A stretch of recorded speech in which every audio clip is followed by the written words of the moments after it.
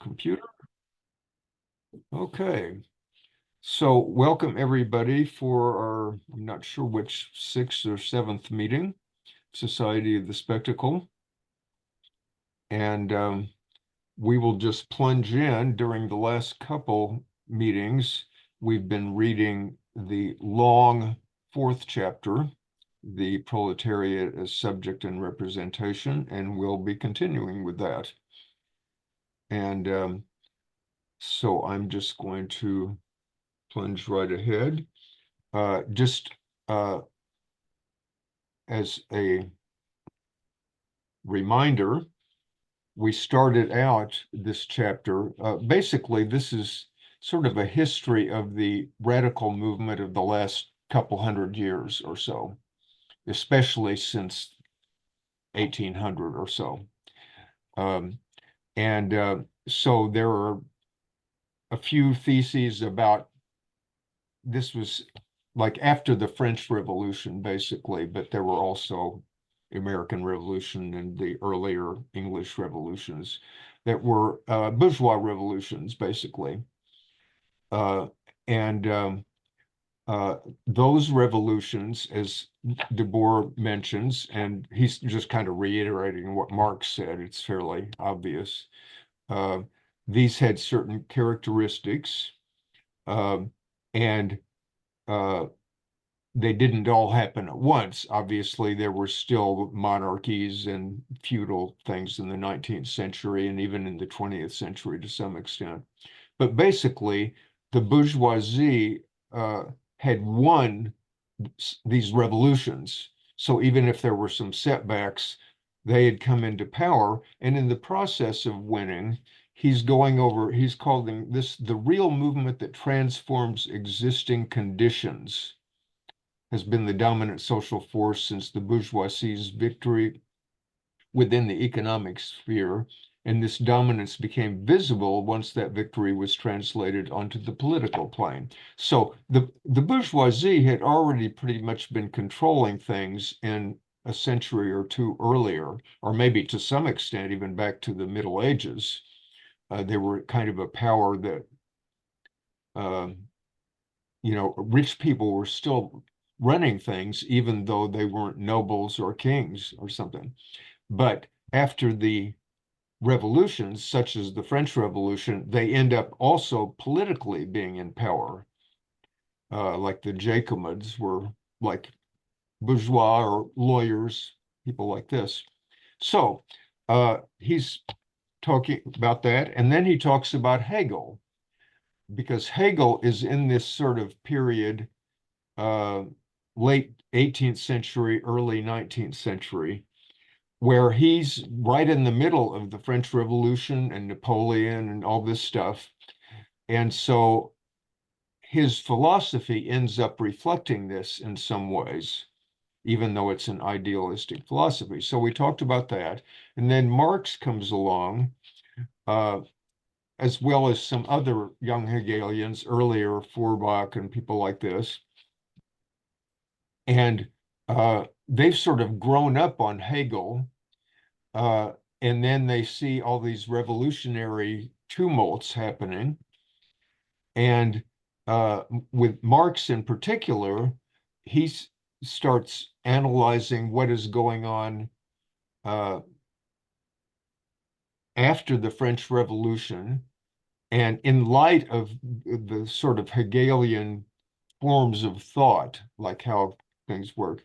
And so Marx and Engels end up coming up with a sort of neo-Hegelian thing that's turning Hegel into a materialist philosopher. And so then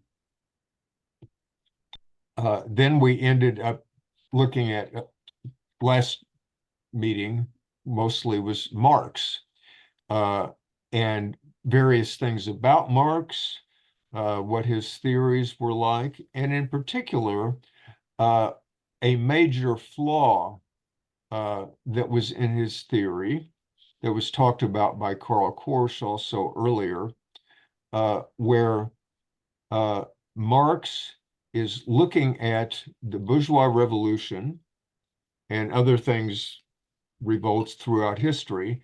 And now he sees once the bourgeoisie has won, more or less, now we have still seen that the bourgeoisie revolted in the name of freedom and various things like that.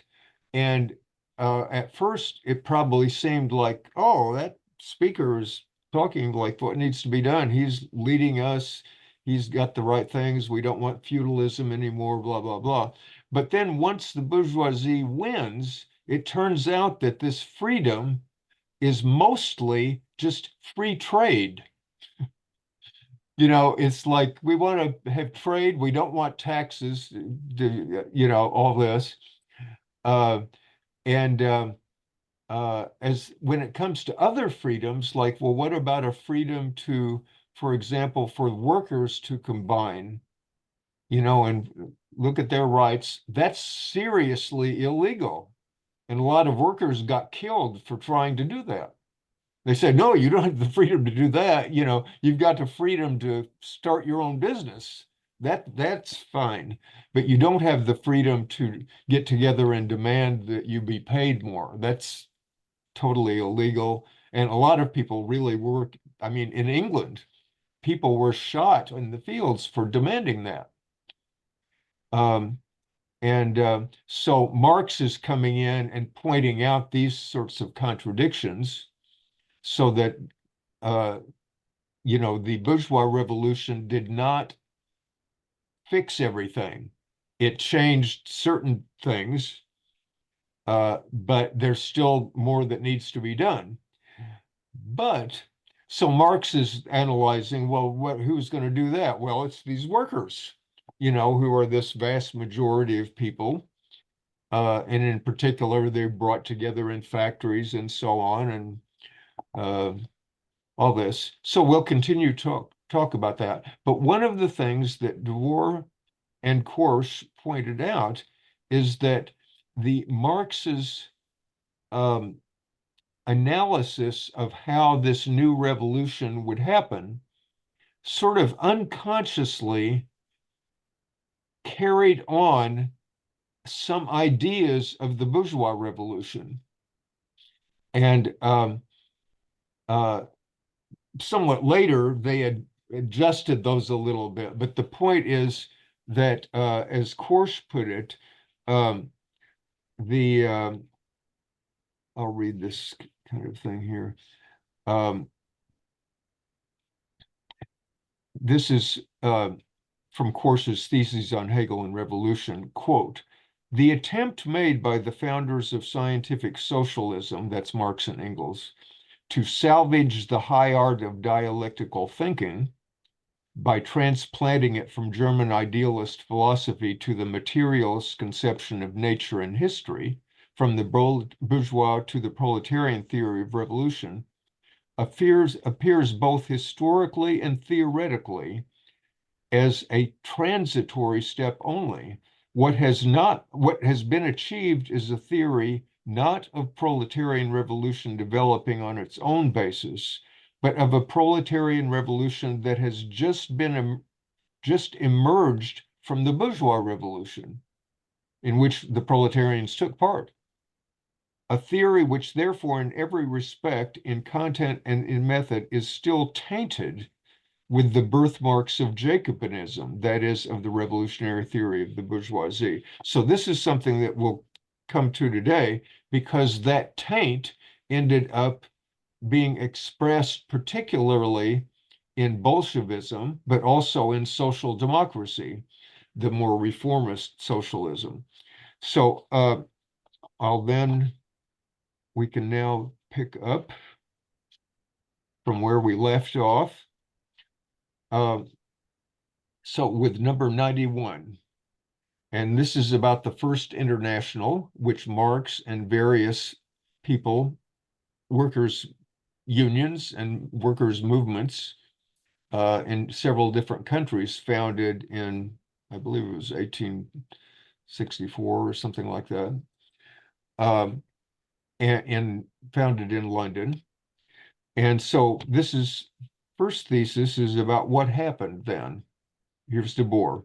The First International's initial successes, because they did have some successes in organizing and establishing communications internationally. These successes enabled it to free itself from the confused influences of the dominant ideology that had survived within it. When the First International was founded, the idea was that this would be a form for the workers to liberate themselves, but it was not assumed what that form would be. It was like we're just coming together and communicating, like let's share notes here about what we're going to do. And so he's saying that when they first got together, maybe there were a bunch of very tame, timid ideas. We just want to get this or something like this. But some of those more timid forms that were just barely even reformist, he's saying that the International became more resolute, more militant after the first 2 or 3 or 4 years.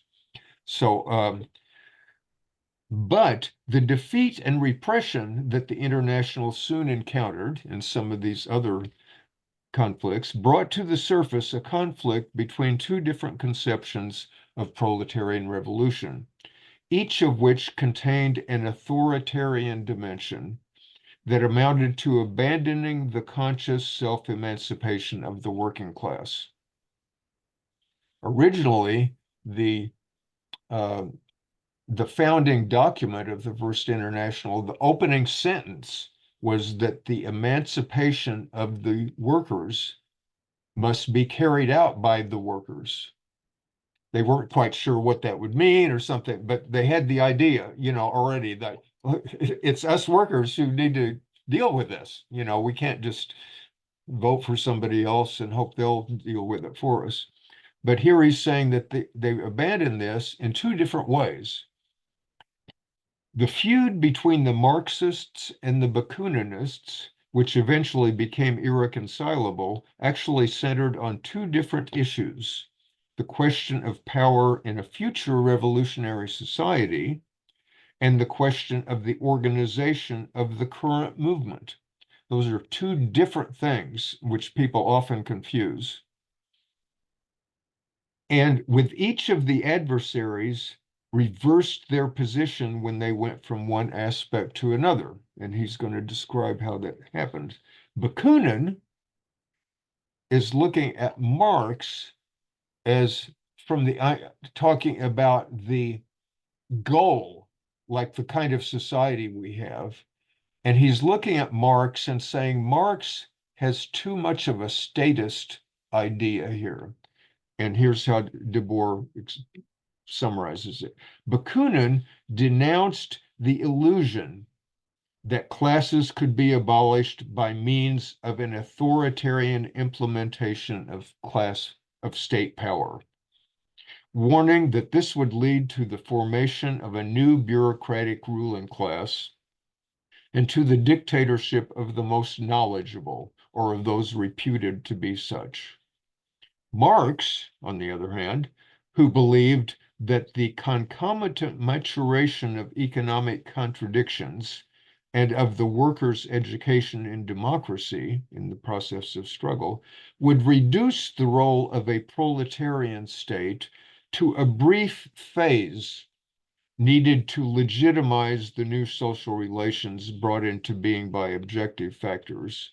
So that's how Marx was saying. Marx who thought, okay, he's kind of minimizing that critique that Bakunin made. Marx denounced Bakunin and his supporters as an authoritarian conspiratorial elite who were deliberately placing themselves above the International with the harebrained scheme of imposing on society an irresponsible dictatorship of the most revolutionary, or of those who would designate themselves as such. Bakunin did, in fact, recruit followers on such a basis. This is a quote from a letter from Bakunin to one of his followers.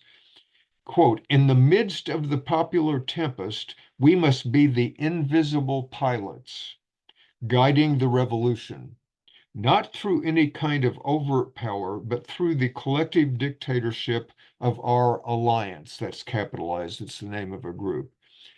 A dictatorship without any insignia or titles or official status, yet all the more powerful because it will have none of the appearances of power, end quote. So there you have Bakunin talking kind of like Lenin, or is this sort of secret vanguard group, then Debord says, thus, two ideologies of working class revolution opposed each other, each containing a partially true critique, but each losing the unity of historical thought and setting itself up as an ideological authority. Powerful organizations such as German Social Democracy and the Iberian Anarchist Federation faithfully served one or the other of these ideologies, and everywhere the result was very different from what had been sought. So I'm going to continue here. You get this thing here. He now has three theses about anarchism that are very accurate and pertinent. And then we can stop and talk about anarchism and anarchism versus Marxism and so on. The fact that anarchists have seen the goal of proletarian revolution as immediately present represents both the strength and the weakness of collectivist anarchist struggles, parenthesis, the only forms of anarchism that can be taken seriously. The pretensions of the individualist forms of anarchism have always been ludicrous. There are various types of anarchists and so on. And he's just saying the individualist ones are just sort of playing a game. I mean, they have had some influence, but they've never the anarchist things that have had an influence were the collective types. From the historical thought of modern class struggles, collectivist anarchism retains only the conclusion, and its constant harping on this conclusion is accompanied by a deliberate indifference to any consideration of methods. The conclusion of historical thought, including by Marx as well as anarchists, is that you would arrive at a society, a stateless, communitarian kind of society. And Marx was from the beginning, he says we want to get to this point where the state just withers away, etc. So anarchism is picking up, yeah, we want that. I mean, it's a kind of utopian, extreme, different kind of society. And Debord is saying anarchism is picking up on that conclusion, like, yeah, that's it. End period. End argument. We need say no more. That's what we want. And Debord is saying that the anarchists are just constantly saying this. We just need to abolish the state, overthrow capitalism, and then we're cool. Whereas Marxism, or the Marxists of various kinds, tended to have more focus on means of struggle, of which they had different types of means, which we'll be getting into. So anarchism's critique of political struggle has thus remained abstract, while its commitment to economic struggle has been channeled towards the mirage of a definitive solution that will supposedly be achieved by a single blow on this terrain on the day of the general strike or the insurrection. So the anarchists critique political struggle, like voting or overthrowing the state or seizing the state or something, but it's just kind of abstract. They're just saying that's irrelevant. And then they're saying what's relevant is the general strike. We've got to, overthrow wage labor, blah, blah, blah. But again, even on that, they have this mirage of this, the general strike, that's the solution.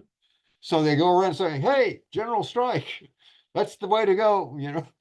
And even though in circumstances where people would not know what the hell that is, including the anarchists, what do you mean? You just have this idea of this cool thing that if it happened would solve everything.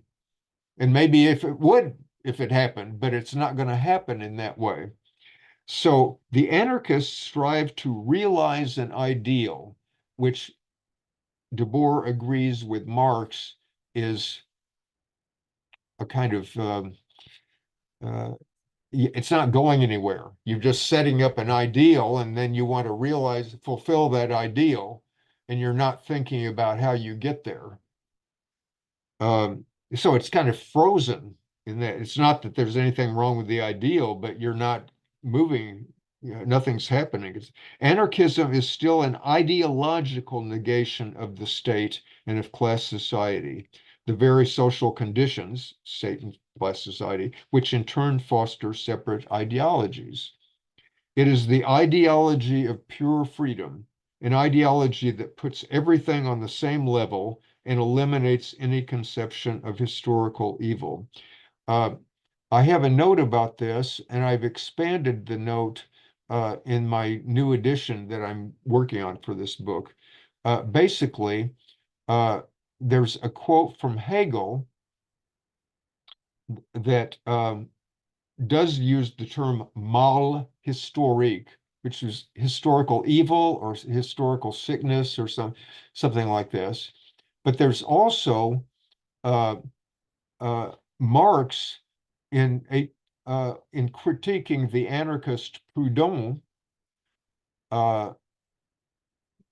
in 1847, I believe. Critiqued Proudhon for being kind of simplistically talking about the good and the bad sides of history. Like he would just sort of look at some historical event and say, this was good. Yay. This is bad. You know, da da da, you know. And uh, Marx is saying this is kind of simplistic because history doesn't work that way. And Marx says, in fact, it's generally the quote bad side of history that moves things forward by, you know, pointing out contradictions, you know, that cause struggles to emerge. And so the bad side of history would be another way to translate that phrase, historical evil. This fusion of all partial demands of anarchism into a single all-encompassing demand, like we want everything, down with the state, down with capitalism, blah, blah, has given anarchism the merit of representing the rejection of existing conditions in the name of the whole of life, rather than from the standpoint of some particular critical specialization. But the fact that this fusion has been envisaged only in the absolute, in accordance with individual whim, and in advance of any practical actualization, has doomed anarchism to an all too obvious incoherence. Anarchism responds to each particular struggle by repeating and reapplying the same simple and all-embracing lesson. We need to abolish the state, folks. Need to abolish capitalism. Uh, because this lesson has from the beginning been considered the be-all and end-all of the movement. This is reflected in Bakunin's 1873 letter of resignation from the Jura Federation, which was a part of the First International, an anarchist thing. Here is a quote from that letter. During the past 9 years, the International has developed more than enough ideas to save the world, if ideas alone could save it, and I challenge anyone to come up with a new one. It's no longer the time for ideas, it's time for actions, unquote. This perspective undoubtedly retains proletarian historical thought's recognition that ideas must be put into practice. But it abandons the historical terrain by assuming that the appropriate forms for this transition to practice have already been discovered and will never change. Next thesis. The anarchists who explicitly distinguish themselves from the rest of the workers' movement by their ideological conviction reproduce this separation of competencies within their own ranks by providing a terrain that facilitates the informal domination of each particular anarchist organization by propagandists and defenders of their ideology, specialists whose mediocre intellectual activity is largely limited to the constant regurgitation of a few eternal truths. The anarchists' ideological reverence for unanimous decision-making has ended up paving the way for uncontrolled manipulation of their own organizations by specialists in freedom. And revolutionary anarchism expects the same type of unanimity attained by the same kind of means from the masses once they have been liberated. Furthermore, the anarchists' refusal to take into account the great differences between the conditions of a minority banded together in present-day struggles and of a post-revolutionary society of free individuals has repeatedly led to the isolation of anarchists when the moment for collective decision-making actually arrives, as is shown by the countless anarchist insurrections in Spain that were contained and crushed at a local level. They just sort of happened and then boom, they're done. Last thesis. The illusion more or less explicitly maintained by genuine anarchism is its constant belief that a revolution is just around the corner and that the instantaneous accomplishment of this revolution will demonstrate the truth of anarchist ideology and of the form of practical organization that has developed in accordance with that ideology. In 1936, anarchism did indeed initiate a social revolution. So they were partly right. But we have to qualify that. This was a revolution that was the most advanced expression of proletarian power ever realized, period, and still. But even in that case, it should be noted that the general uprising began as a merely defensive reaction to the army's attempted coup. That was under General Franco, who led a fascist uprising against, there was a Spanish Republic that had been elected in 1936 with the support, exceptionally, of the anarchists. And so you had a popular front government in Spain in 1936, and the fascistic and right-wing elements in Spain did not like this, particularly the army and particularly Franco. And so the army simply, even though this new government had just been popularly elected, they rose up, they revolted against that new government. Say, fuck that government, we are taking over. And they almost instantly took over half the country. I mean, before the government even knew what was happening, the army had taken over. But in the process of resisting that, I mean, when news came out about that, workers and peasants in some regions of Spain immediately took things into their own hands. The government was kind of shilly-shallying in Madrid. They weren't quite sure what to do. But in Barcelona, the workers simply revolted and they attacked the armories where the, armies had all the weapons and all that, and they attacked them before and beat them and grabbed these thousands of weapons and distributed them to everybody in the city. That was the only thing that stopped Barcelona from being immediately under the fascists. And it wasn't the government in Madrid that was doing it, it was the anarchist workers. So when Debord said anarchism led to that thing, it's absolutely right. I mean, the first movements there among the workers in Barcelona and the peasants in the surrounding region in Catalonia and in a few other provinces in Spain, and to some extent in the central Madrid area too. Once again, even though the government was sort of, oh, what do we do here? We don't want to arm the masses, that would be too irresponsible and blah, blah, blah. So in Barcelona and Catalonia, the masses armed themselves. They didn't wait. And so uh, once they had immediately nipped in the bud any fascist, counter-revolution in the Catalonia area, then the workers were in control of Barcelona and pretty much in control of Catalonia. And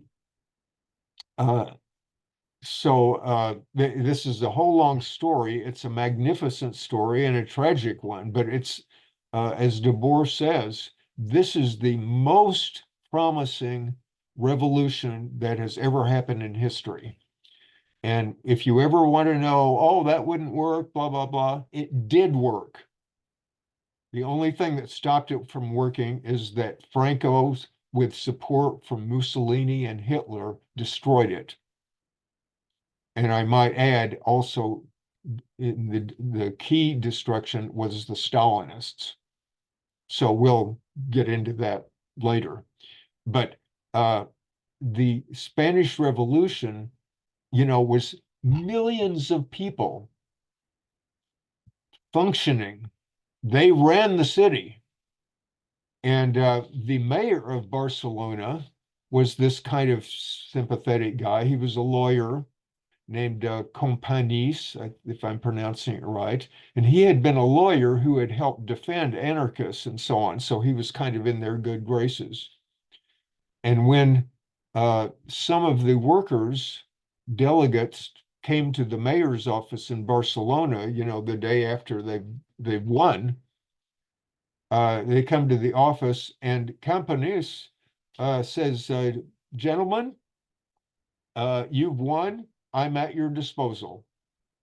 You do what you want. It's obvious I'm the mayor, but forget it. That doesn't mean anything right now. However, people in other countries, other governments, and so on, might think that it would be better to deal with me because I'm still the sort of official representative and all that. And the anarchists agreed with him. They said, okay, you can still be the mayor.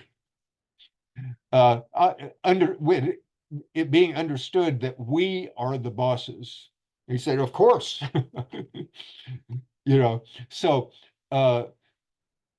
during this period, such government as there was just a figurehead. Whereas in Madrid, that government was not a figurehead. It was a popular front government that had socialists, anarchists, and yes, anarchists, Stalinists, and Trotskyists, and even conservatives, that were not fascists or something, or kind of centrists. And so that's enough for that for right now. But so anyway, this revolution erupted here that had been sort of in the making for decades. As Debord is mentioning, there were all these little anarchist uprisings happening all the time, but they always just immediately got defeated because they weren't nationally coordinated. And they didn't really know what to do, once they had proclaimed they were the head of a village or something. So I'll continue. So this uprising, Debord is saying, they didn't just decided they wanted a revolution. They did that out of desperation. They saw this fascist army coming and the government wasn't doing anything about it. So, okay, we got to do something about it. They win and okay, oh, hey, anarchy. We've won, now we can do blah, blah, blah. So the workers ran the factories, they decided on policies, etc. So Furthermore, Debord says, inasmuch as the revolution was not carried to completion during its opening days, because Franco's forces controlled half the country and were being strongly supported from abroad by Mussolini and Hitler, because the rest of the international proletarian movement had already been defeated in Germany and Italy, etc., various other places, and because the camp of the Republic included various bourgeois forces and statist working class parties, the organized anarchist movement proved incapable of extending the revolution's partial victories, or even of defending them. Its recognized leaders became government ministers, hostages to a bourgeois state that was destroying the revolution even as it proceeded to lose the Civil War. So there were actually 4 ministers, cabinet ministers, in the Popular Front national government. An unusual time with that to happen. But as Debord is pointing out, and as some anarchists pointed out at the time, they said, "What the hell is this going?" Not because anarchists were, it was a bad thing to be in the government or something, but they end up being kind of like hostages. If the government does something, they say, well, we can't really do, because we've got our comrades, or he's the cabinet member for blah, blah, blah. It kind of made things fuzzier. And then, little by little, over the next few months, the Stalinists, who at first were a very small, I mean, they were dinky compared with the anarchists. The anarchist union, there were more than 1 million members. I mean, it was something close to 2 million members in that. The Communist Party of Spain had about 30,000 members. So, I mean, 2% of the anarchists, but the Communist Party were connected with Stalin in Russia, and Russia was the only country that sent arms against the fascists. Britain, America, France, they didn't do shit, even though it was obvious, this is ridiculous. You're letting your future enemies, defeat your possible allies here. But they didn't do anything. So Russia does send some tanks, arms, and a few Stalinist advisors. And those people end up kind of weaseling their way into the government, and particularly into the police forces, which is very typical of the Stalinists. So that a year later, they have ended up being in a lot of these key positions in the army and in the police forces, as well as in the government. And so about a year later, like May 1937, they themselves have a sort of coup in Barcelona and elsewhere. And from then on, you can't really, there's still workers' cooperatives, collectives and stuff like that. But basically, the revolution's already been destroyed by the Stalinists before the fascists get to finish the job. So I'm going to stop there, and we can discuss the First International and the Spanish Revolution, or anarchism, as you wish. So you can raise your digital hand. Sid, you had an earlier hand raised. I want to give you the chance, first of all. You can unmute yourself. Thank you. I was just wondering if you had set up the recording for this or not. Yes, thanks. Oh, okay. Yeah, I have yeah, it announced it recording, and my buttons now, I can click a button to stop recording. I don't have a, So, but thank you for that did happen one time to me a few years ago, and oh no, I missed the whole meeting. Yeah, well, what you're saying is pretty important, so it would be good Yeah, to, yeah. Thank you. Judy, unmute yourself.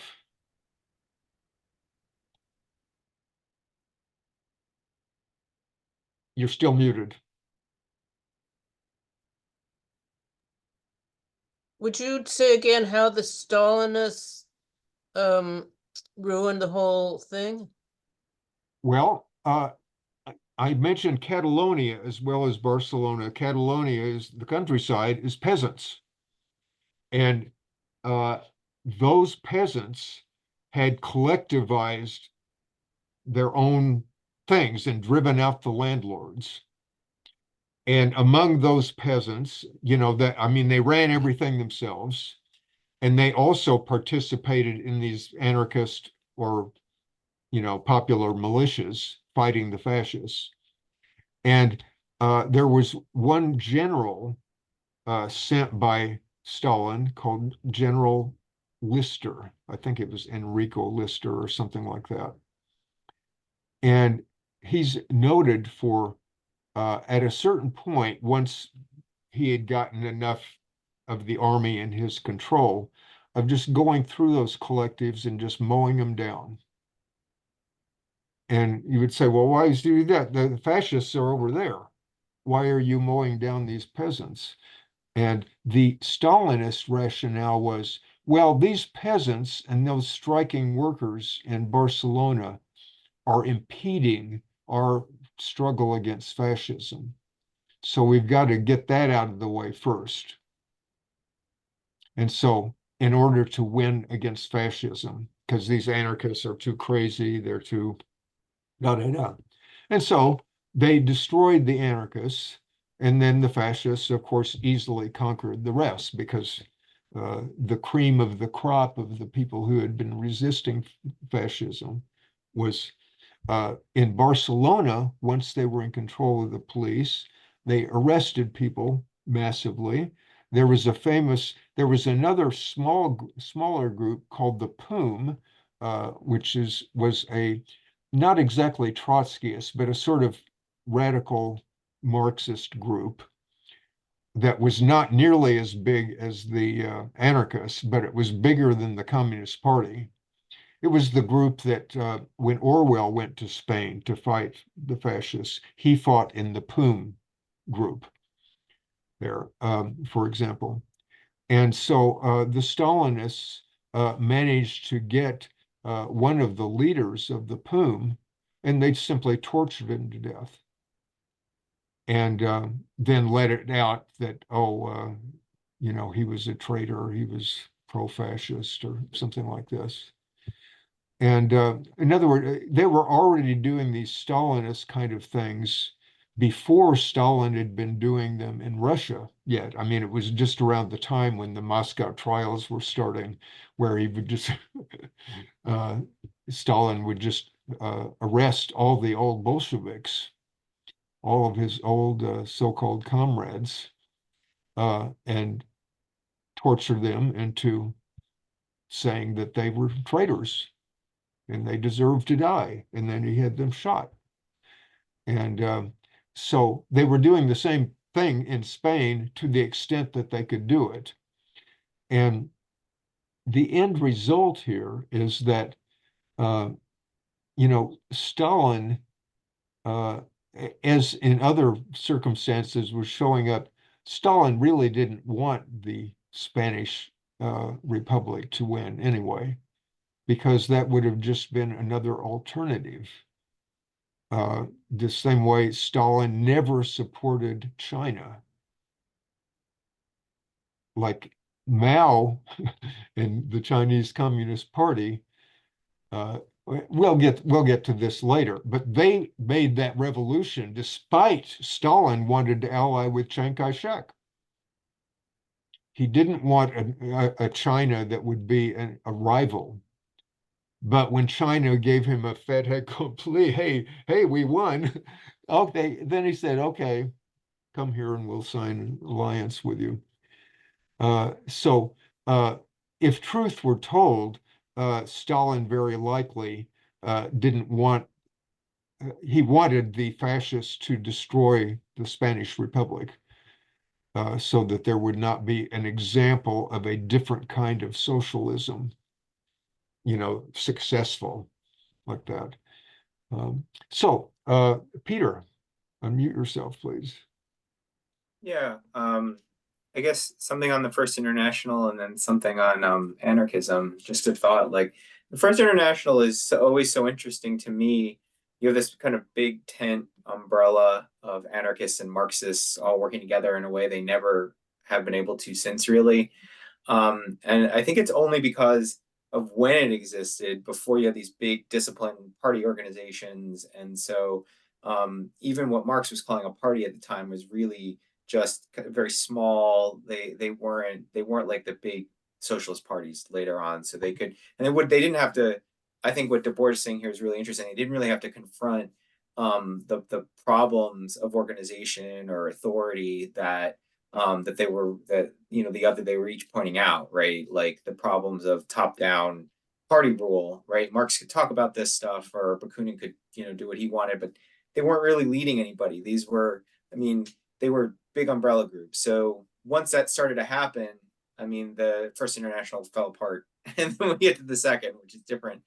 So it's just always interesting to kind of look at as what kind of came first. And then with anarchists, I guess it's kind of always interesting to me that anarchists always seem like they have very radical phrases, right? But most of the time, well, the general strike is going to happen someday. It's going to happen someday. Right now, we're just going to focus on our little stuff here, maybe organizing a cooperative. And I've always found a lot of anarchists to essentially be liberals that don't vote, because the effects of their policies are essentially to be like, well, whatever, Joe Biden or whoever, doesn't matter. It's just like we got to wait for the general strike, and they're not organizing beyond like their food cooperative. So, yeah, good point. Mike. Yeah. I think a couple of historical things are missing, and that is one, the strength of anarchist ideology in Spain, and even in Italy, really. Basically, those countries, especially Spain, the groundwork was already laid. I think the Alliance for Social Democracy was very strong in Spain. So that's why there were a lot of anarchists in Spain. And as Debord points out, the anarchists are essentially idealists, and they're always talking about the absolute idea, the idea. That's what it is. And the point about anarchism and taking action on the idea, I think a lot of that led to the unfortunate acceptance of the propaganda of the deed, where people would be assassinated, and you'd think that if the evil guy was assassinated, everything would collapse because the evil guy was gone, and that would show everybody else that they had to shoot the evil guys or something like this. That's basically how it went, and also the idea would be implemented by direct action. That is, that you would, when the opportunity arose, you would take direct action and seize the rifles in Barcelona or something like this. And that did lead to a change of the power structure, that's for sure. But that's because anarchism as an idea became a material force in Spain. People actually believed in it. They had faith in it. I've always admired Durruti's courage, because I think he was an absolute faithful believer in it and absolutely fearless. Okay. And another thing I wanted to point out, if I might, is about the First International and the rules of the First International. They were written by Marx, and Marx was saying that the rule was as you pointed out, that the workers would have to emancipate themselves, right? And the only way they can emancipate themselves is uniting as a class to do what? To abolish wage labor and capital. And that's why Marx writes Capital. Capital is, I mean, he didn't write it to be pedantic or to be, like separated from the working class or something like this. He knew what was going on and he just wanted to tell it like it was. If you're going to emancipate yourself, you have to actually get together as a class and abolish wage labor. Now, I don't think that was being. I would contest the idea that was being done in Spain. That the idea that the masses were the immense majority were thinking we have to abolish wage labor. Let's emancipate ourselves. No, the mass of Spain was mostly Catholic. That's why they supported Franco. They were conservatives. That the anarchists were very strong in Spain, as you rightly point out, and that was because they also had the faith, but it was the faith in the idea, and that's why they were essentially, always factionalizing and fighting and so forth and so on. And it should also be remembered that when you point out that the workers rose up immediately, I mean the anarchists rose up immediately in Barcelona, that they were doing that because the fascists were trying to overthrow the Republic, and the Republic was the that they wanted to save the Republic as opposed to implementing a social revolution at that time. So that the whole idea that I actually don't buy the argument that Stalin wanted the Republic to be defeated, because it was a popular front government. That was the official ideology of the Third International.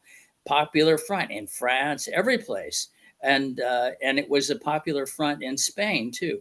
And what was it to do? It had to do with the early realization in the 1920s that the spark of the Bolshevik Revolution didn't lead the workers to emancipate themselves from the wage system. It was that it didn't work, right? But they ended up with state power, and the first thing that came out of the barrel of a gun was fascism, to crush it.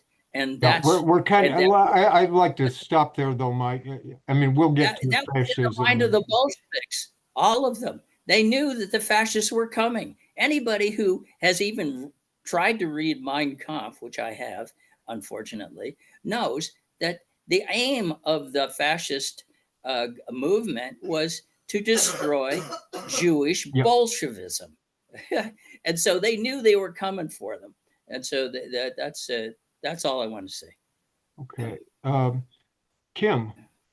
I'll try to be brief. I just wanted to carry on a little bit with what Mike was just saying about the anarchists in Spain, and the one phrase here in thesis 94, where it says, should be noted that the general uprising began as a merely defensive reaction to the army's attempted coup, and the idea that anarchists are limited by ideas. The anarchists in Spain and in Catalonia had a 75-year tradition where they had been studying and experimenting and planning. It wasn't just like, okay, the fascists are now trying to take over, we'll have a instantaneous reaction. There had been some experimentation with alternative forms of social organization in Aragon, which were short-lived in some cases, but there was a long historical background there before 1936 actually happened. Yeah. Thanks. I think we'll move on here, but we can keep coming back, if this comes in. For the next few theses, we're going to be looking at social democracy and the beginnings of Bolshevism. And I don't know how far we'll get into that. So the orthodox, this is 95, the orthodox Marxism, so-called, of the Second International, this is after the First International split up and then dissolved between the Marxists and the anarchists, the Kuninists. A few years later, a Second International was established that was Marxist. It was socialist. It wasn't the anarchists. The anarchists had their own international thing. And that organization was pretty successful it had a lot of people in big parties, and it lasted basically until World War I. The orthodox Marxism of the Second International is the scientific ideology of socialist revolution, an ideology which identifies its whole truth with objective economic processes and with the progressive recognition of the inevitability of those processes by a working class educated by the organization. This ideology revives the faith in pedagogical demonstration that was found among the utopian socialists. You just have to teach people, and then they combining that faith with a contemplative invocation of the course of history. You just look at history, you don't make history.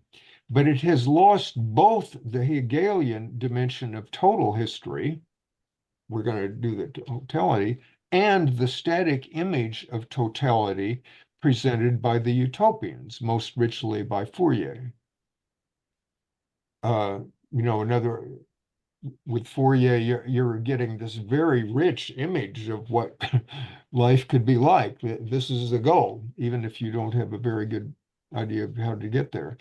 This type of scientific attitude, which can do nothing more than resurrect the traditional dilemmas between symmetrical ethical choices, good, bad, right, left,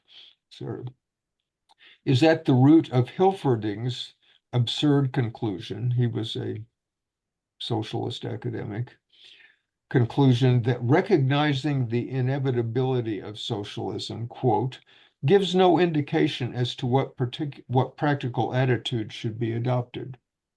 For it is one thing to recognize that something is inevitable, and quite another to put oneself in the service of that inevitability, unquote. That's from his book.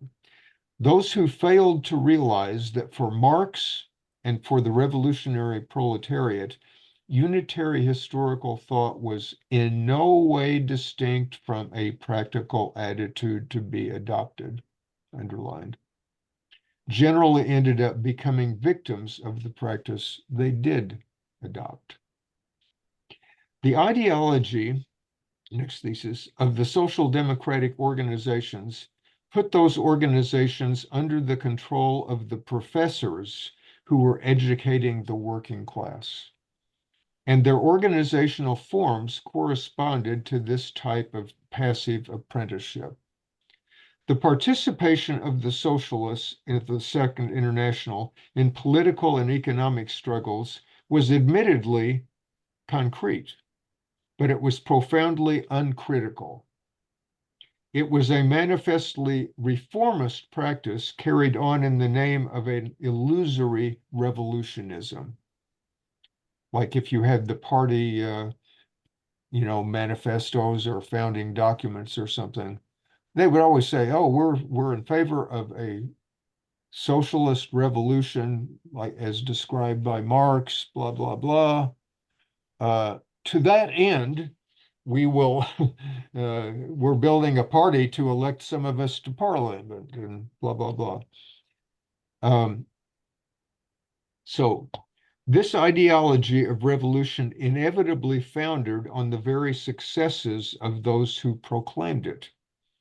The elevation, these are the successes, the elevation of socialist journalists and parliamentary representatives above the rest of the movement encouraged them to become habituated to a bourgeois lifestyle. Parenthesis, most of them had in any case been recruited from the bourgeois intelligentsia, so for many of them this was nothing particularly new. While industrial workers who hadn't come from that lifestyle, who had been recruited out of struggles in the factories, were transformed by the labor union bureaucracy into brokers of labor power, whose task was to make sure that that commodity, labor power, was sold at a, quote, fair price. For the activity of all these people to have retained any appearance of being revolutionary, capitalism would have had to have turned out to be conveniently incapable of tolerating this economic reformism, despite the fact that it had no trouble tolerating the legalistic political expressions of the same reformism.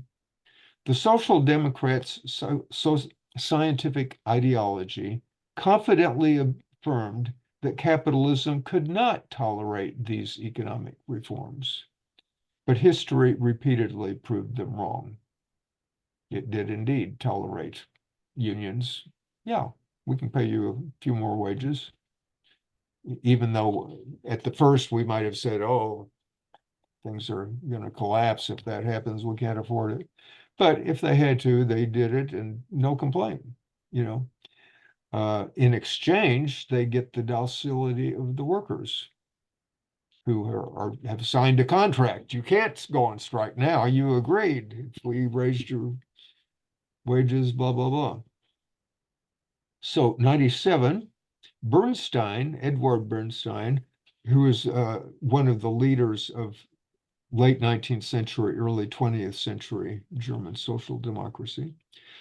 Bernstein, the social democrat least attached to political ideology and most openly attached to the methodology of bourgeois science, was honest enough to point out this contradiction that he's just finished above, a contradiction which had also been revealed by the reformist movement of the English workers, who never bothered to evoke any revolutionary ideology. So this was interesting. There was a very strong populist English workers movement, but none of them, or practically none of them, ever talked about revolution. They just said, we want better working conditions. That's all, you know, we want some higher wages so that we can afford blah, blah, blah. Whereas in other countries, the workers or the parties nominally are saying we're for revolution. But meanwhile, in order to get towards that, we're going to have to do this other stuff. The English workers just did this other stuff. But it was historical development itself which ultimately provided the definitive demonstration. Although full of illusions in other regards, Bernstein had denied that a crisis of capitalist production would miraculously force the hand of the socialists, who wanted to inherit the revolution only by way of this orthodox ritual. Because that's how Marx said it, you know, didn't he say that the economic things are going to go bad and then that's going to bring a crisis, and whether anyone wants to or not, they'll have to do this. Bernstein is saying, I don't think so. The profound social upheaval provoked by World War I, though it led to widespread awakenings of radical consciousness, twice demonstrated that the social democratic hierarchy had failed to provide the German workers, which was the biggest party, with a revolutionary education capable of turning them into theorists. First, when the overwhelming majority of the party rallied to the imperialist war. Then, following the German defeat, when the party, the Socialist Party, crushed the Spartacus revolutionaries. The ex-worker Ebert who had been one of the social democratic leaders, and he was the head of the German government after World War I. So here we got a socialist in the government, and they're leading the government. They're not just in parliament, in a minority. You had a socialist party in power in Germany, and what's the first thing they do is that they crush the Spartacus revolt, which was a revolt, what you might call a Marxist revolt in Berlin and elsewhere in Germany. And they killed Rosa Luxemburg and Karl Liebknecht, the leaders of the Spartacus. The ex-worker Ebert, who had been apparently still believed in sin, since he admitted that he hated revolution, quote, like sin, unquote. And he proved himself a fitting precursor of the socialist representation that was soon to emerge as the mortal enemy of the proletariat in Russia and elsewhere, when he accurately summed up the essence of this new form of alienation, quote, socialism means working a lot, unquote. 98. As a Marxist thinker, Lenin was simply a faithful and consistent Kautskyist. Now, Kautsky was one of these social democrats who had come along to the war, supporting the war. And so when Lenin saw that, he wrote an angry pamphlet called something in the Renegade Kautskys. In other words, Kautsky is abandoning Marxism. He's abandoning proletarian internationalism by supporting the German government.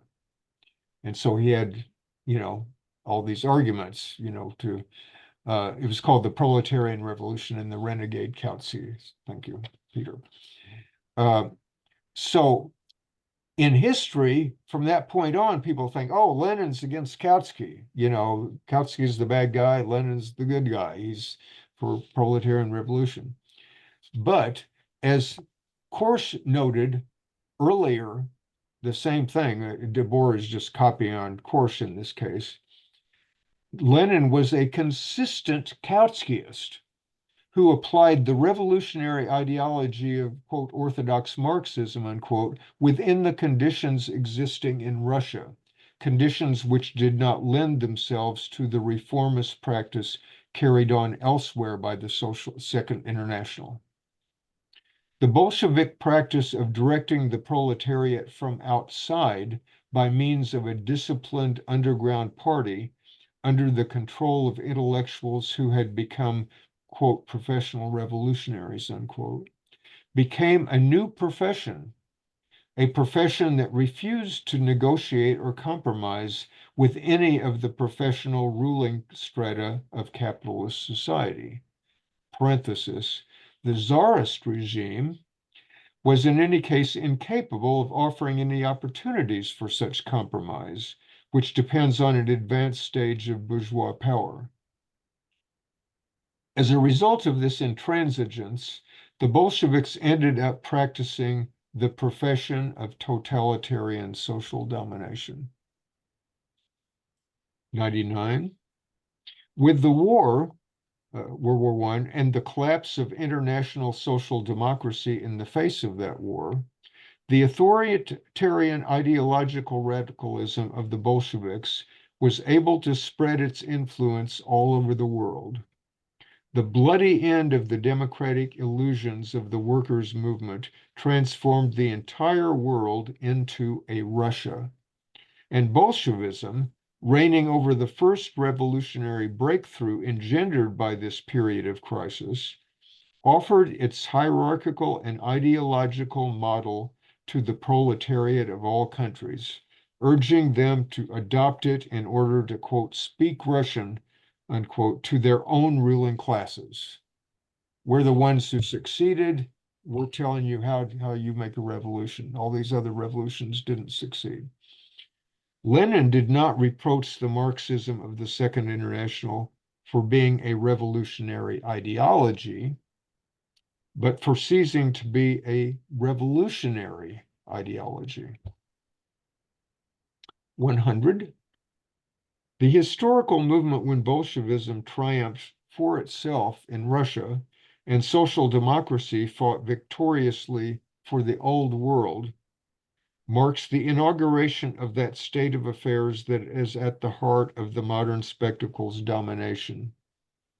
The representation of the working class has become an enemy of the working class. One more thesis and then we'll stop. This is Rosa Luxemburg. In all previous revolutions, wrote Rosa Luxemburg in this daily paper in December 21st, 1918, the combatants faced each other openly and directly, class against class, program against program. In the present revolution, the troops protecting the old order are not fighting under the insignia of the ruling class, but under the banner of a so-called social democratic party. If the central question of revolution was posed openly and honestly, capitalism or socialism, the great mass of the proletariat would today have no doubts or hesitations, unquote. Because you can see the confusion if there's a socialist party in power, and then there's another socialist organization that's revolting, it's kind of confusing, like, what's going on here? So a lot of people just wait and see who wins or see what happens. They don't rush. If it had been the socialists against the Kaiser, at that point there would have been no I mean, the Kaiser would have just immediately gotten killed. His forces would have been defeated. But the Kaiser had already resigned and left the country. And now the socialists had taken over the government, and their revolt against that government in the name of the workers. And it's confusing. Wait a minute. They're both claiming to be socialists. What's going on here? So Debord then says, thus, a few days before its destruction, the radical current of the German proletariat discovered the secret of the new conditions engendered by the whole process that had gone before, a development to which the representation of the working class had greatly contributed, namely, the spectacular organization of the ruling order's defense, the social reign of appearances where no, quote, central question, unquote, can any longer be posed, quote, openly and honestly, unquote. The revolutionary representation of the proletariat had at this stage become both the primary cause and the central result of the general falsification of society. So I'll stop there for comments and questions.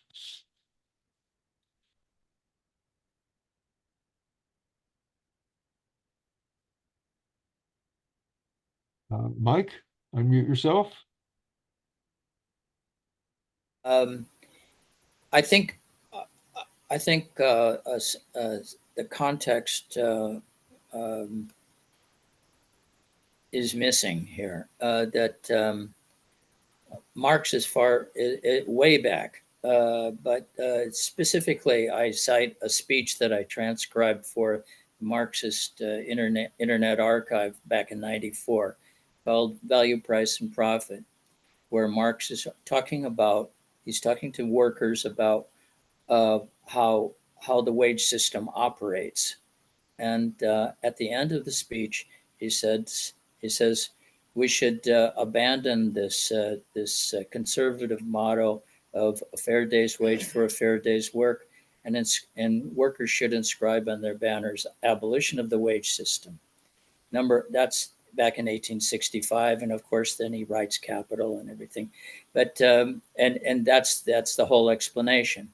Now we come to 1896, and Engels is the only one left, and Engels carks it. But before Engels carks it, he's writing for English trade union publications, And Engels is still calling on workers to abolish the wage system, that they have to understand that they are enslaved under the wage system. Okay. So Engels carts it. Then what does Bernstein do? Bernstein says, no, we don't, this is all fucked up, as Debord points out. Engels and Marx were all fucked up because they were using the dialectical method, and they came to the wrong conclusions. And so, but and Bernstein's conclusion is we just need to get into government and in the unions, and we'll eventually we'll evolve into socialism, and then of course the majority of the social democratic movement adopts Bernstein's point of view, right? And that's why you get all the way up to World War I, and we're wondering what's going on, and the social democrats are supporting the governments that they're in. Okay, they've been elected. They support the government, and so then there's a faction, of course. There's the other faction, the Bolshevik faction, or which includes Rosa Luxemburg, but others that have gone to jail because they're opposing the war, and then the Bolshevik Revolution erupts during the war, and that's basic. But here's something that's very interesting to me anyway. Lenin writes his most revolutionary pamphlet called State and Revolution. And where does he talk about the wage system? What does he say? He says, well, after we achieve state power, we'll implement equalization of wages. And Marx had laughed that suggestion off back when Proudhon suggested it in his screed. Wage labor is part of the social relation, the most important part of the social relation of capital. And if you don't call for the abolition of the wage system, workers, and you're supposedly leading the workers, how are workers supposed to know in anything about about anything beyond the idealism of fairness and good and bad and everything else? I maintain that Marx and Engels were betrayed by maybe Bernstein was just a bourgeois. I don't know, but these people. That's why you get this mindset, where there is no working class movement for abolition of the wage system. I mean, there were some honorable exceptions, like the IWW attempted to bring the question up, but and the SLP tried to do it, but most of the so-called social democrats, including the Bolsheviks, never talked about the workers emancipating themselves. I mean, especially after the Bolshevik Revolution failed to spark the social revolution in the industrialized countries. Then it became a matter of, how are we going to create the industrial conditions to have, a proletariat in the first place? We got 99% peasants in this country. Yeah. Oh, anyway, I'll shut up now. Thank you. Okay. Okay. Peter. Yeah, really interesting couple theses. I've done a lot of research and writing on kind of this period and the socialist parties in particular. And what strikes me here as important is this, looking at, say, the Social Democratic Party. Like Kautsky wrote in one of his important books, The Road to Power, that the Social Democratic Party is a revolutionary but not a revolution-making party, right? And so their entire conception was, it'll happen eventually, right? We're just going to continue to educate the masses, as Debord said, but we're not going to make any movements towards revolution. And in fact, not only did they not do that, but they actively moved to stop any kind of working class revolution. So in 1905, when the Russian Revolution happened, then there were big mass strikes in Germany, and the Social Democratic Party worked with the union leadership, the bureaucrats, to stab it in the back, essentially, because they were afraid of what might happen to their organization, because they were they were getting money and they were getting success and power with that organization. They were afraid the state was going to crush it. And so what did they do when the workers were inspired by the revolution and wanted to revolt in Germany? They moved to stop that from happening. And there was a fight a couple of years later between Luxembourg and Panakowick, who fought with Kautsky, and they said, no, the party we need to actually encourage the workers and to be part of them and to lead a revolutionary movement. And however, that might be problematic too. We're talking about the Bolsheviks, but Kautsky pushed back, and Panakowick said something really interesting. And I remember reading this and saying that, he's getting this right. And he does later go on to become a big supporter of workers' councils. He says, here's a problem. The party assumes that it's going to lead the workers, but if it chooses to halt the workers and send them home, then it's going to damage the revolutionary consciousness and the movement. And that's exactly what happened, right? I mean, they we see the consequences. And there were other people who were starting to notice this too. So at the time, Robert Michels he wrote about the problems of the party in the book called Political Parties. And he used the Social Democratic Party as a model. And he said, look, you got this party that calls itself the most democratic in the world, and it's actually full of oligarchies. And the leadership claims to be democratic, and they tell everybody else what to do. And the problem is with these big parties, the people at the bottom get used to following the people at the top and listening to their orders. And so they think they're in a democratic organization, and they're not, right? And they don't have any power.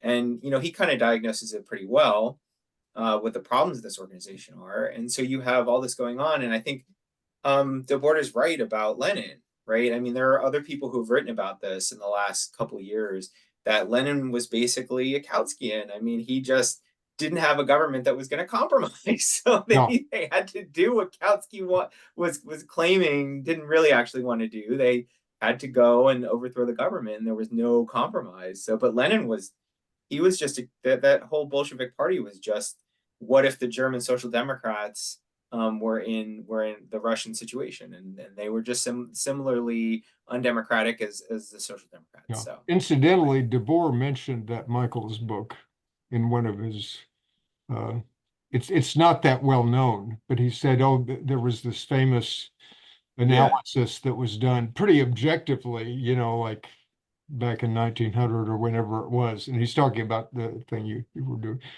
Bill.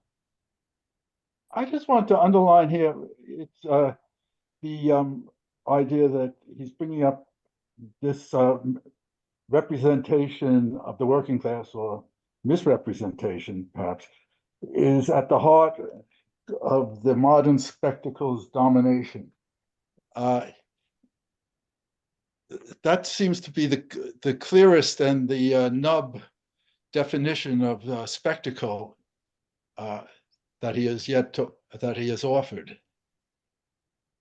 Well, it's one maybe of the political spectacle or something like that. In the theses to come, we will see that gone into in detail. His point is obviously representation in its just looked at abstractly. There's not necessarily that much wrong with it. It's just if you if you had somebody that you elected to represent you in some distant thing where you couldn't go, well, nothing wrong with that. You send somebody to do it, or say you've got somebody who's more articulate speaker, you have them represent you in court as a lawyer, But the point is that in the existing society, that kind of thing where we usually talk, I want to be your representative, and that's not considered a bad thing. It's like, oh yeah, my representative is good, he's bad, he does what we voted him. But we've seen that there's a second sense of the word also, is that it's not you. It's a representation. It's like you sent your photograph to somebody, or you sent, yeah, and obviously there's negative connotations that so when Debord in a certain context will say the representation of the working class has proved to be an enemy of the working class. He's not saying the good representative or the bad representatives or the ones that betray this or something. He's just saying the representation, because there's this whole thing like where the working class or the general population, whatever you want to call it, if it is dominated or led by some small group of people, such as in Congress, or to if you're a union and your union representatives are debating over your working conditions, and then they come up and say, hey, wait a minute, you sold us out. We didn't vote for you to do that. Well, you elected us a representative or something. So this is then the distinction that the situationists make between delegate and representative, which we will get to later when we're talking about workers' councils and stuff like that. Obviously, these are just words. You have to look at what's the context. But the idea is that in workers' councils, you have some representations, but the representation is delegates that you can boot out instantly. You don't have to wait for 4 years to vote for some other person, that's just as distant, something.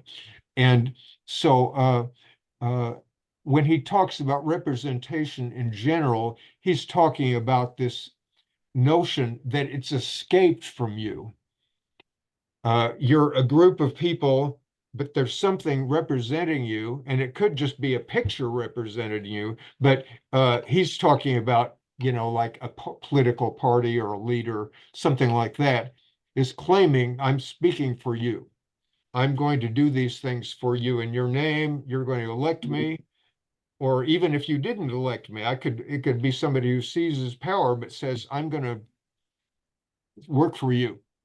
Even if you didn't vote for me, I'm going to be the champion of the poor people or whatever it may be. So just take these things with a grain of salt, look at the context. And Debord is saying the context is that essentially maybe there could be rare exceptions, but basically all the political parties, all the governments are enemies of these things. It's just in their nature.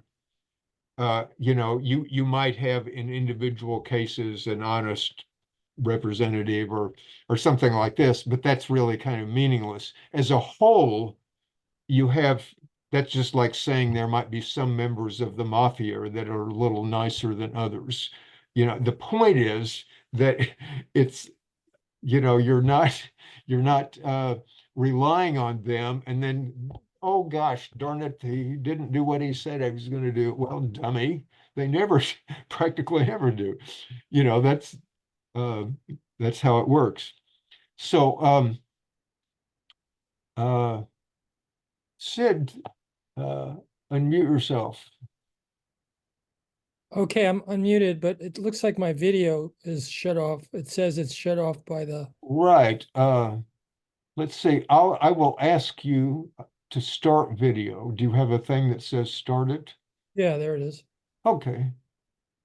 But I still don't See me? where Yeah, he's there. He's there. There I am. okay, just a minute here. Okay, Wild now I goose. can add spotlight. Okay, there you are. Um, I'm finding this fascinating discussion. For me, it's sort of simple.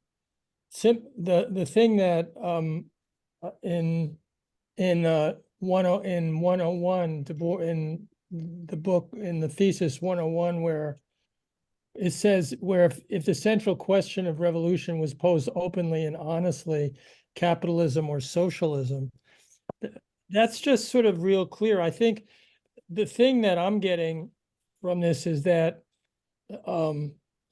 there was a moment where it seemed like it was clear, and it's at this moment, confusion basically became the dominant problem. And the thing that was confusing was, like you said, Ken, earlier, that social democracy was saying they're social and they're democracy when they weren't, or after a while they weren't. And that when Lenin started talking about, when I guess Lenin and the Bolsheviks started talking about revolution, and basically inherently that become where they're saying the representative of the working class has become an enemy of the working class. I think for me that's the clearest expression of thought, of Debord's thought, and the whole thing about the Society of the Spectacle, at this moment, because what still I think is the biggest problem is this confusion. There's this, it's very easy to be misled and be confused by, union leadership and all of this other stuff. And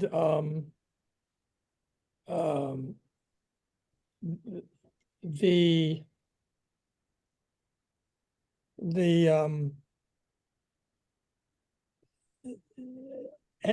and basically it's confusion and it's kind of betrayal, and also that, as you say, or as people have intimated, it's almost like a job requirement. It's almost like it's inevitable for representatives to become corrupt, right? It's like there used to be that old expression about power corrupts.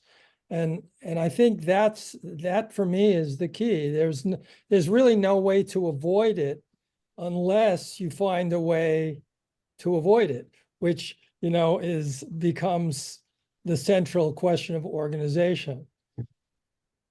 Yeah, otherwise, obviously there are occasional exceptions, like a non-corrupt politician or a compassionate something.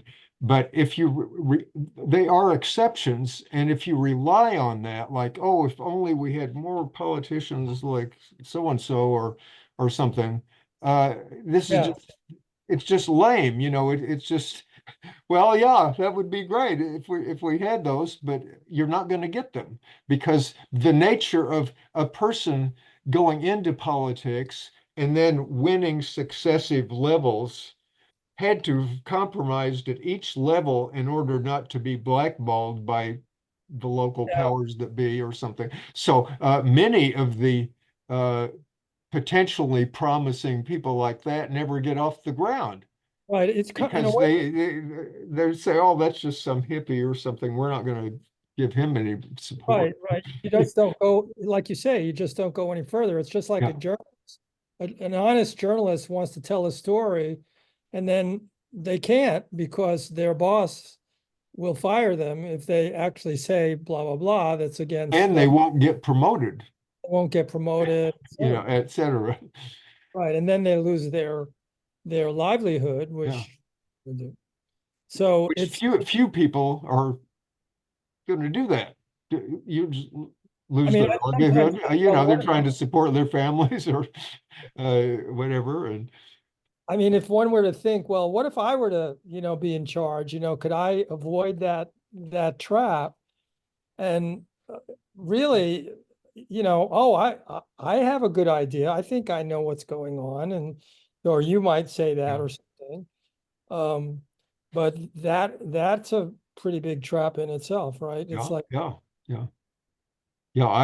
And then once you get there, you say, well, I've got to make a few compromises because it's so great that I'm here. The movement needs me here. So I'm going to have to agree to get this billionaires thing right. here, or something like that to make sure that it's so important that I stay here. Right, I think that's it too. It's like the compromises that have to be made at every level. Yeah, yeah, Difficult not to do that. yeah, Impossible perhaps. yeah, yeah. Okay, I'm gonna read one or two more here and then see how we go. So, this is 102. The organization of the proletariat on the Bolshevik model resulted from the backwardness of Russia and from the abandonment of revolutionary struggle by the workers' movements of the advanced countries. And those same backward conditions also tended to foster the counter-revolutionary aspects of that form of organization had unconsciously contained from its inception, that kind of social organization. The repeated failure of the mass of the European workers' movement to take advantage of the hic Rhodus, hic Salta of the 1918 to 1920 period, I'll go into that in a minute, a failure which included the violent destruction of its own radical minority, contributed to the consolidation of the Bolshevik development and enabled that fraudulent outcome to present itself to the world as the only possible proletarian solution. By seizing a state monopoly as sole representative and defender of working class power, the Bolshevik Party justified itself and became what it already was, namely, the party of the owners of the proletariat, a party ownership that essentially eliminated earlier forms of property.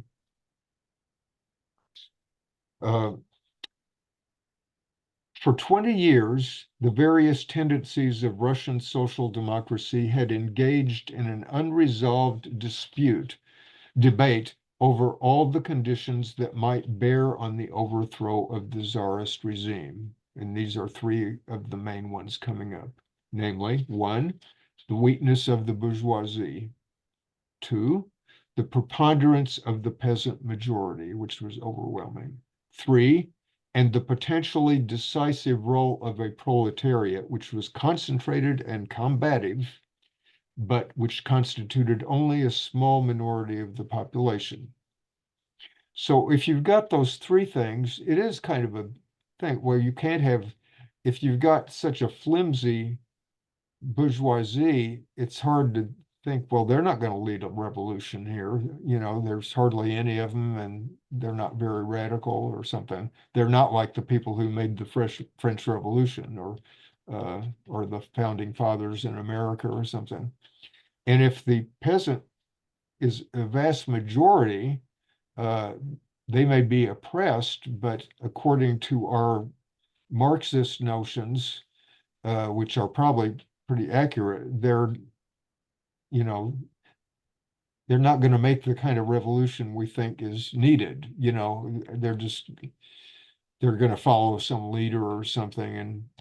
And anyway, and okay, we've got a proletariat here. It's combative, but it's just like 1% of the population. It's not like it's going to have a general strike and that's going to bring the country to a standstill, because most of the country is just run by, peasants bringing in the food and whatever. So that was those three things. This debate was eventually resolved in practice by a factor that had not figured into any of the hypotheses.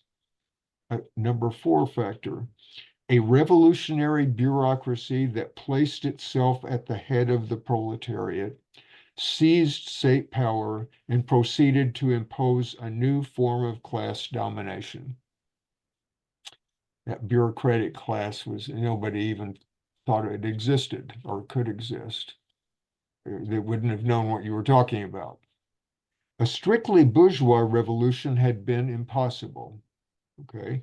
Talk of a, quote, democratic dictatorship of workers and peasants, unquote, was meaningless verbiage. That was a Bolshevik slogan. And the proletarian power of the Soviets could not simultaneously maintain itself against the class of small landowners, against the national and international white reaction, and against its own representation, the Bolsheviks, etc., which had become externalized and alienated in the form of a working class party that maintained total control over the state, the economy, the means of expression, and soon even over people's thoughts. So that's that new kind of party nobody had thought about. I mean, if you had been in 1912 or something and talked about that, people would have said, "What the fuck are you?" Huh? I mean, they wouldn't have even known what you meant, you know, because they're saying, well, we're not talking about being in parliament. We're talking about a workers' revolution, blah, blah, blah. What do you mean bureaucracy? And what do you mean controlling people's thoughts? That never even crossed our minds. And maybe it didn't until they got there. And then they thought, hey, we can control people's minds and we have to control people's minds to do blah, blah, blah. So that new party, okay, so Trotsky and Parvis's theory of permanent revolution, which Lenin adopted in April 1917, was the only theory that proved true for countries with underdeveloped bourgeoisie.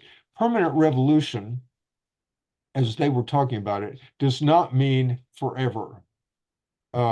It's the different sense of permanent, like in the French word permanent, it means continuous. And the reason they used that term was that it was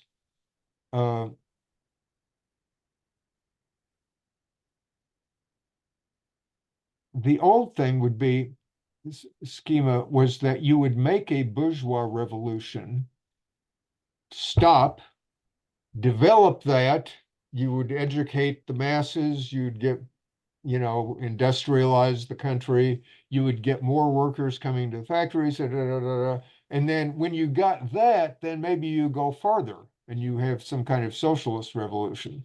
But you wouldn't think you could have a socialist revolution with just 1% proletariat or something. Well, Trotsky and Parvis came up with this idea. No, you could go on. You don't have to stop with the bourgeois thing. You have a bourgeois thing that just slides right into a proletarian thing. You don't talk about waiting 10 or 20 years to build up development or something. You can go from one to another. And so Debord is saying they were right that this was possible. The other people would say, no, that's not possible. You can't have bourgeoisie and then blah, blah, blah. Debord was saying, well, it turned out to be possible, but it became true only after this unforeseen factor of bureaucratic class power came into the picture. Then indeed you could have this sort of quasi bourgeois revolution, if you want to talk, and sort of go right on past it to something new, more advanced or farther or something. But the problem is the only way you could go on past it, according to that notion, is by going into that party's power that ends up replacing the bourgeoisie. It's not the bourgeoisie anymore. It's this new party, which nobody's ever even thought about being an owning party. They were saying, wait a minute, we're just the government and we're representing the workers. What are you talking about? But it turned out not to be that way. In the numerous conflicts within the Bolshevik leadership, Lenin was the most consistent advocate of concentrating dictatorial power in the hands of this supreme ideological representation. Lenin was right every time, in the sense that he invariably supported the solution implied by the earlier choices of the minority that now exercised absolute power. The democracy that was kept from the peasants by means of the state would have to be kept from the workers as well, which led to denying it to communist union leaders and to party members in general, and finally to the highest ranks of the party hierarchy.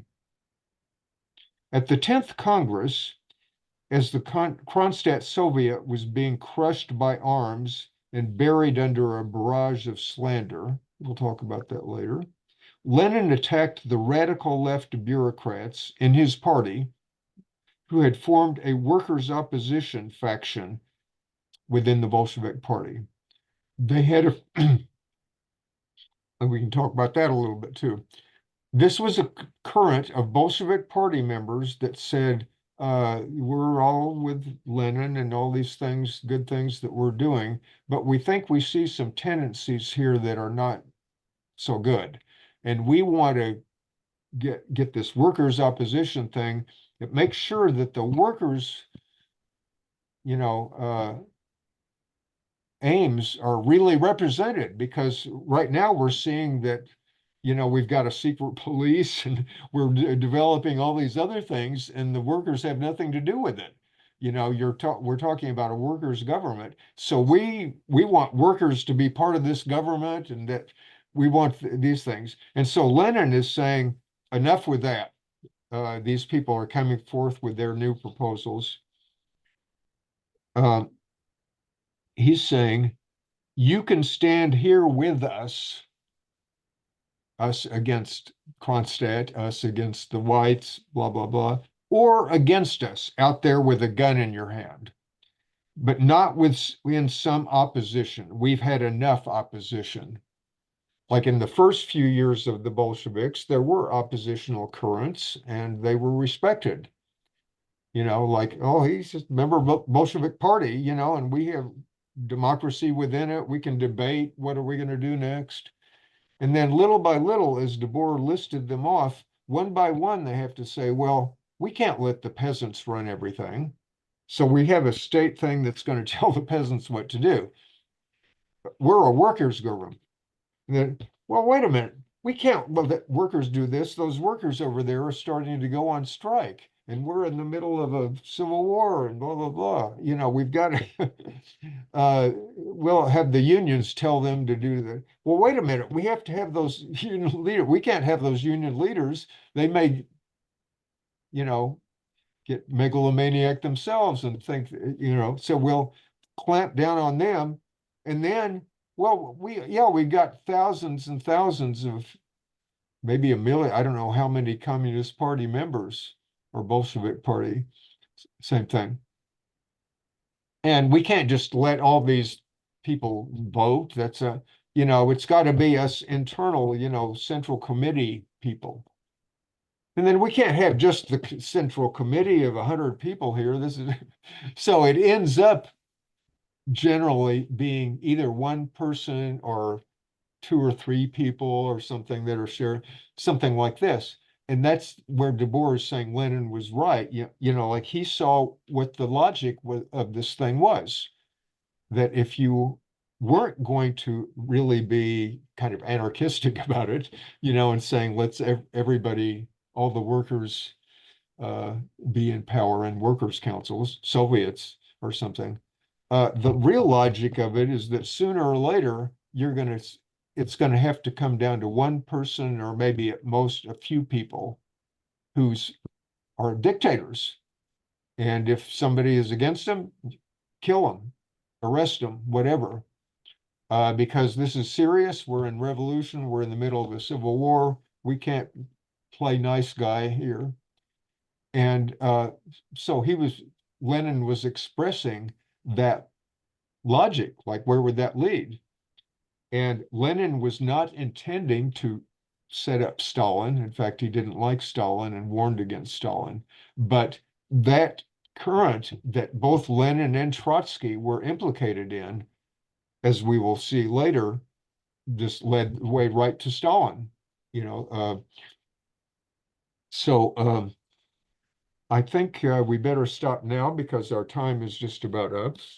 But we've got room for 1 or 2 questions or something. Are there any people who have not spoken today who would like to make a comment or question? Bruce, unmute yourself. Just on the workers' opposition, they weren't as much of an opposition as it seems, as being portrayed, because when they had a big fight within the Bolshevik leadership over the role of the trade unions in the Soviet in relation to the Soviet state, and they argued for a degree of significant degree of autonomy from the state, which was opposed, and their position, of course, was opposed by Lenin and even more so by Trotsky. But when push came to shove, the Bolshevik Party was having a Congress at the time of the Kronstadt revolt, and in the face of that, all of the workers' opposition completely fell in line and were completely in support of Right, the right. suppression of the Kronstadt revolt. Yeah. So the Kronstadt revolt was the sailors of Kronstadt, which was this little island kind of just in the Baltic Sea near Leningrad. That was the main naval place. And during the 1917 revolution, the sailors of Kronstadt were right in the forefront. And a lot of them were Bolsheviks. And but by 1921, when the Bolsheviks had been around in power for 3 or 4 years, and were starting to do things like crush strikes and arrest people, have people being shot who were not czarists, who were other radicals and so on. Kronstadt revolted, and it was the Kronstadt Soviet, by the way. I mean, they were organized as a workers' council, in this case, a sailors' council. And their main demands were all power to the Soviets, not the parties.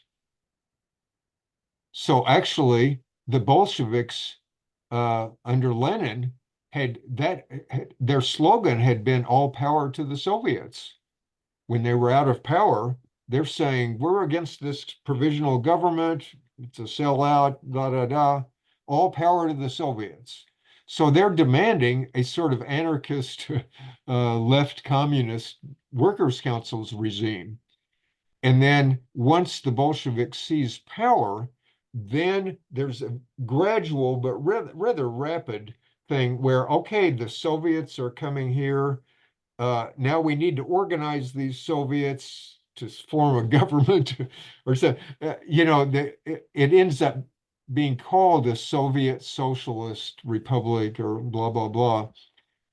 But it's not really run by Soviets anymore. It's run by a party.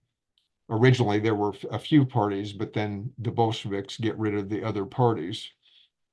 And so the main slogan of Kronstadt was power to the Soviets, not the parties. So that's pretty clear, and it's following the Bolshevik slogan. Beyond that, it had some reforms like freedom for oppositional groups if they weren't, like czarist or something like that. They weren't going to say that, but that there would be some element where you could debate different policies. And so when the Bolsheviks, when the Kronstadt revolted, it was in power for a few weeks on its ships and, I guess the little island there. And then the Bolsheviks, led by Trotsky, went and destroyed, just killed hundreds of people and arrested the others. And that was a point where, at this very time, Emma Goldman and what's her Alexander Berkman had visited Russia. They had been evicted from the United States after World War I. And so they went to Russia thinking, wow, there's a revolution there, and Lenin's sounds like he's become an anarchist, judging from his slogans and all this. So they go to Russia, where they're both originally from, by the way. They thoroughly know everything about it. And they go there, they meet Lenin, they you know, they see how things are going on, and they're saying, ah, this is rather disappointing here. You know, they see the secret police and they say, what the hell is going on here? And then they see Kronstadt is revolting in the name of kind of anarchist, the things that they were in favor of. And they see Lenin and Trotsky are out there mowing down the Kronstadt people, and not just mowing them down, as Debord says, drowning them in slander. They're not just saying we're killing them because they're disrupting things. They're saying we're killing them because they're czarists. They're just reactionaries or something. And this, like I said, this were some of the leading people in the revolution. The last thing they would be doing was fighting for the czar or something like that. But Trotsky and Lenin are on record say, you these scum, you know, you better surrender right now, or it's going to be your fate is your own blame, you know, seize and so they did indeed demolish Kronstadt and kill or arrest every single one of those sailors. And so this was only 3.5 years after this supposedly workers' government has come to power. So, and again, with the fact that the workers' opposition people join in, that's not unexpected. You know, often when people say, well, we're a loyal opposition, we do want some more democracy and blah, blah, blah, but no, don't accuse us of treason. You know, we're going to help kill the Kronstadt people too.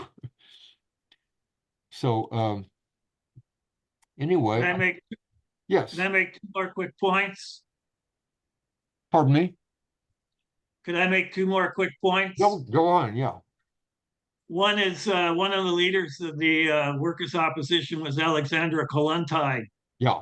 And she turned out to be very revealing, is that even after all the purges in the Soviet Union, she fell in line with Stalin, was a supporter of Stalin up to the Right. time of her death in 1946. Yeah. And another thing about Kronstadt is that some people tried to justify it because of the fact of the Russian Civil War. But the fact of the matter is that by the time of the Kronstadt revolt, the whites had been pretty well defeated, and the Soviet government was no longer really threatened by the white armies. Right.